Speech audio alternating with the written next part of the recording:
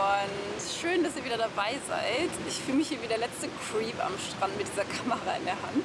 Ich mache das aber trotzdem. Also wie ihr gesehen habt, bin ich jetzt in Costa Rica angekommen, genau genommen in Santa Teresa. Ich bin hier jetzt aber eigentlich auch schon ein paar Tage. Ich habe mich aber nicht getraut, die Kamera rauszuholen so richtig. Ich fange jetzt aber einfach mal an damit, weil ganz ehrlich, ich glaube, je öfter man das macht, desto sicherer wird man damit mit dem Bums. Und ja, ich habe mir gedacht, dass ich euch heute erstmal so unsere Unterkunft zeige und die Gegend. Ich muss ehrlich sagen, ich bin ultra geflasht von Santa Teresa, mega überrascht. Ich wusste, dass es nicht mal so ein krass touristischer Ort ist, sondern aus Surfern besteht. Und der Vibe hier ist einfach unglaublich, also unbeschreiblich. Ich hoffe, ich kann ihn euch so ein bisschen rüberbringen. Hier dreht sich halt irgendwie alles so um Surfen, Yoga, Healthy Living, auch so ein bisschen wieder mit der Erde connecten, also wieder so ein bisschen zu sich selber finden, und das finde ich einfach ultra nice. Also das ist schon echt der Vibe, den ich mir erhofft hatte für Costa Rica. Die Wellen, die sind die letzten Tage auf jeden Fall ein bisschen sehr groß gewesen, was aber nicht schlimm ist. Ich war dann hauptsächlich so ein bisschen im Weißwasser und zwischendurch kamen dann auch mal so ein paar Babywellen durch, die ich dann gesurft bin. Hat auch gut geklappt. Also ich hatte echt Angst gehabt, dass mein Progress, den ich in Neuseeland gemacht habe, so ein bisschen verloren gegangen ist. Ist er aber nicht, was mega nice ist. Und ja, ich habe jetzt auch ein etwas kleineres Board genommen. Ich hatte auch das Gefühl, das kleinere Brett macht halt einfach mehr Spaß. Also es ist dann halt auch eher so ein bisschen wendiger und nicht mehr so ganz so klobig im Wasser. Ich hatte manchmal echt Angst gehabt, dass das große Brett mich einfach erschlägt und ich dann da sterbe. Nee, das nicht, aber ja. Na gut, ich hoffe, ich kann euch den Vibe so ein bisschen rüberbringen.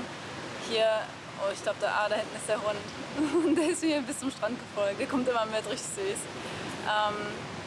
Was wollte ich sagen? Ach ja, ich hoffe, ich kann euch den Vibe so ein bisschen rüberbringen hier in Santa Teresa und nehme euch jetzt einfach mal mit in die Gegend und zeige euch unsere Unterkunft. Also, let's go!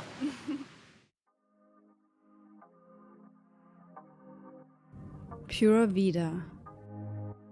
Ein Begriff, den ihr nicht nur hier in Santa Teresa, sondern in ganz Costa Rica immer wieder hören werdet.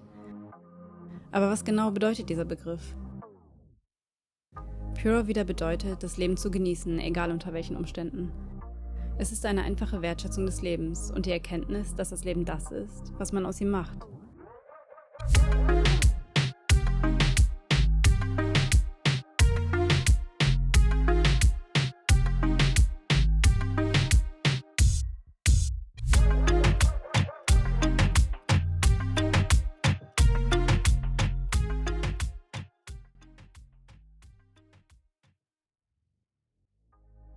In einfachen Worten kann man Santa Teresa als das Surferparadies Costa Ricas beschreiben. Der Ort, wo der Dschungel auf das Meer trifft. Hier gibt es die perfekten Surfbedingungen für Beginner und Pros. Santa Teresa ist ein kleiner Küstenort auf der Nicoya-Halbinsel. Hier finden sich nicht nur Surfer, sondern auch Künstler ein. Wandert man über die Hauptstraße, findet man zahlreiche Cafés, Strandboutiquen, Surfboard-Rentals und auch einige wenige Local Restaurants. Überall findet man diesen entspannten Surfertown-Vibe, den ich so sehr liebe.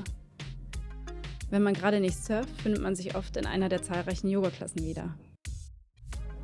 Neben dem Surfen, Yoga und den Geschäften lässt Santa Teresa einen in die atemberaubende Natur Costa Ricas blicken. Nicht selten findet man auf dem Weg zum Strand einen Leguan am Baum sitzen. Die Strände hier sind unfassbar schön. Weißer Sand, blaues Wasser und bei Low Tide findet man einige Tidepools, in denen man viele kleine Meeresbewohner beobachten kann. Also alles in allem hat mich Santa Teresa schon in den ersten Tagen mit dieser super entspannten Pura Vida Atmosphäre beeindruckt. Alles dreht sich um die Natur, das Surfen, Yoga und darum, sich vom Alltagsstress zu lösen und wieder zu sich selber zu finden. So, wir sind jetzt gerade von den Tidepools wieder gekommen und haben uns jetzt einmal fertig gemacht. Wir gehen jetzt nämlich zum Skatepark. Hier gibt es zwei verschiedene Skateparks. Einer ist privat, der hat so eine Concrete Wave, was ziemlich cool zum Surfskaten ist, glaube ich. Und zwei Bowls. Wir gehen aber zu dem anderen, der öffentlich ist und somit for free. Der Dom hat sich hier schon ein Board mitgenommen aus Deutschland. Wir holen jetzt noch ein zweites hier bei dem Surfshop, wo wir die Boards auch ausgeliehen haben, also die Surfboards ausgeliehen haben. Die haben auch Surfskates zum Ausleihen für 15 € pro Tag und ja, da holen wir uns jetzt erstmal eins und dann nehmen wir euch mit zum Skatepark. We'll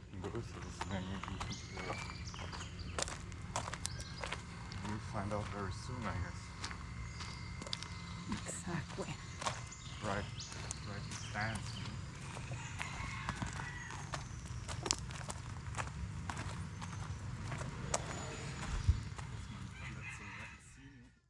Also das hier ist jetzt der Skatepark.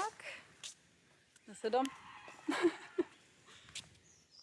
Die haben hier hinten sowas wie so eine, keine Ahnung, wie man das nennt, ganz ehrlich. Aber es ist halt wie so eine Concrete Wave so ein bisschen. Also da kann man so ein bisschen üben. Ich bin ja noch nie wirklich gesurfskate, deswegen ist das hier eigentlich ziemlich nice. Und hier hinten haben die auch einmal noch so einen Hügel, wie von so einem Pumptrack, wo man ein bisschen üben kann. Finde ich cool. Das ist auf jeden Fall ultra nice. Was?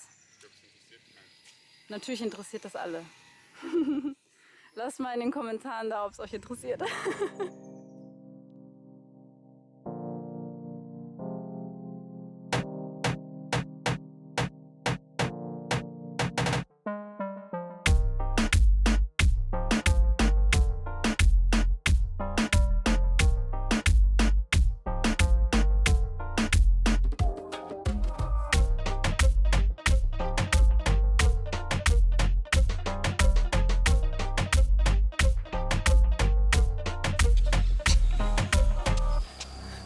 Wie man sieht, bin ich schon so hart am Schwitzen, das ist so anstrengend.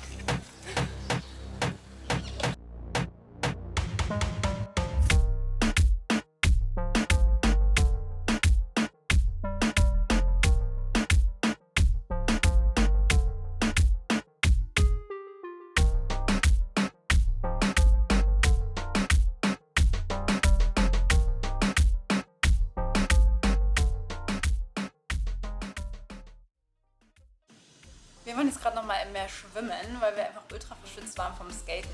Ich wollte euch auf jeden Fall noch die Unterkunft hier zeigen und danach gehen wir später zum Sunset. Den zeige ich euch auf jeden Fall auch, weil die sind hier einfach immer richtig schön. Also wirklich. Ihr werdet nicht enttäuscht sein. Das hier ist einmal unsere coole Outdoor-Dusche. Da kommt auch richtig geiles, kaltes Wasser raus, was nach dem Surfen einfach mega nice ist. Dann geht man hier rum. Da oben kommt man dann zu unserem Apartment. Hier kommen wir dann einmal zu unserer offenen Küche, die ich einfach mega gut finde. Hier haben wir richtig viel Platz zum Yoga machen. Und die Küche ist auch mega gut ausgestattet. Wir haben einen schönen großen Kühlschrank. Unsere Surfboards haben wir jetzt hier so ein bisschen semi-professionell gelagert, weil wir kein Surfboard-Rack haben, aber ist nicht so schlimm. Hier kommen wir dann zu unserem Schlafzimmer mit einem schönen großen Bett. Hier der Tisch, der stand eigentlich draußen, den haben wir hier reingetragen, damit wir den Laptop irgendwo draufstellen können zum Filme gucken, wenn wir mal lazy sind. Dann haben wir noch eine schöne Garderobe, die ein bisschen wild aussieht. Und hier ist dann das Badezimmer. Mit allem, was man braucht. Toilette, Waschbecken und eine Dusche mit heißem Wasser, was halt auch zwischendurch mega geil ist. Auch wenn es hier halt jeden Tag so 33 Grad sind. So eine heiße Dusche zwischendurch ist schon mal nice. Und ja, das war unsere Unterkunft. A few moments later. Was geht ab, Leute? Ich bin gerade von meinem Nap aufgewacht. Es ist auch bald Sunset-Time. Ich habe aber gedacht, dass ich die Zeit jetzt gerade mal eben noch nutze, um nochmal auf etwas zu sprechen zu kommen. Und zwar hatte ich in meinem ersten Video gesagt, dass ich mir ein Segelboot kaufen möchte. Und das ist auch mein allergrößter Traum. Also das ist halt auch der Plan. Natürlich muss man das realistisch sehen. Ich kann mir das nicht in den ersten 2 Monaten jetzt leisten. Ich komme nicht aus reichem Hause. Ich habe keinen Sponsor, der mir das irgendwie bezahlt oder so. Also ich muss da halt wirklich selber für arbeiten. Und ja, habe das mein Leben lang auch gemacht. Also alles, was ich bisher erreicht habe oder gemacht habe, das habe ich mir immer selber erarbeitet. Und so sieht es halt auch mit dem Segelboot aus. Ich hatte mir aber gedacht, dass ich euch trotzdem auf den Reisen, die ich bis dahin mache, mitnehmen möchte. Vielleicht kann der eine oder andere da irgendwelche Tipps rausziehen oder kriegt Inspirationen für neue Reiseländer oder so. Und ich finde es auch einfach schön. Also mir macht das einfach voll Spaß, das zu teilen und die Videos zu schneiden und zu filmen, weil ich das einfach gerne mit Leuten teile. Und ja, ich hoffe einfach, dass ihr da auch Freude dran habt. Und nicht denkt, dass ich mir jetzt in den nächsten 2 Wochen ein Boot kaufe. Das ist natürlich langfristig das Ziel, aber ich versuche es auch so schnell wie möglich zu erreichen. Aber ja, man muss es halt realistisch sehen. Und ja, ich glaube, ich habe alles gesagt. Mir fällt nichts weiter ein und ich würde sagen, let's go and see the sunset.